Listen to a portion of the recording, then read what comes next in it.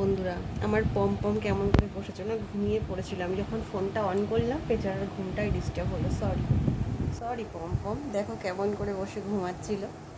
ও কিন্তু ঘুম চোখে, দেখো চোখ ছোট্ট ছোট্ট, চোখ বন্ধ হয়ে আসছে, দেখেছো?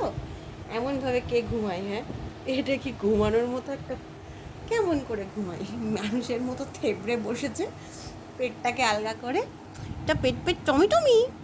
ও, চোখে ঘুম রয়েছে। বালিশে হেলান দিয়েছো? হ্যাঁ, ও কিন্তু বালিশে মাথা দিয়েই শোয়, কিন্তু এত বড় বালিশ না, ছোট বালিশে। তোমরা আগে ওর ভিডিও যারা দেখেছো জানো। ওর কিন্তু 3.5 মাস বয়স, জানো তো? এখনও কিন্তু 4 মাস হয়নি, কিন্তু দেখে মনে হবে না 6-7 মাসের বাচ্চা। হুম, আমার পম পম বলে, আমি জানো তো সকালবেলায় ছানা খাই, না হলে দুধু খাই। তারপরে গিয়ে 10:30টার সময় মাছু ভাতু খাই।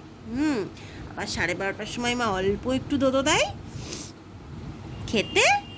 তারপরে কি খাও বাবা? তারপরে 1:30-1:45টার সময় আবার মাছু ভাতু খায়, পেট ভরে গিয়ে সন্ধে পর্যন্ত ঘুমো ঘুমো দেয়।